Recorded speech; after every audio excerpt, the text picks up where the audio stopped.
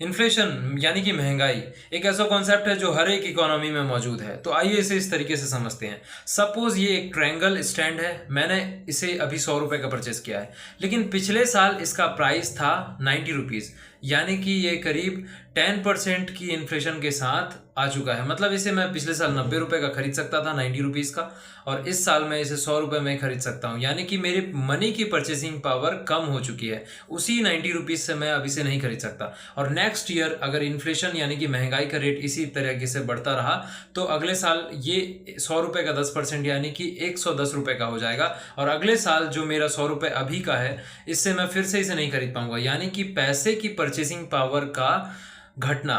तो इन्फ्लेशन कुछ और टाइप्स के होते हैं, पर इन्फ्लेशन के कुछ रूल्स होते हैं, यानी कि आपकी करेंसी की परचेसिंग वैल्यू का घटना। ये सामान महंगा नहीं हुआ, पैसा का वैल्यू कम हो गया।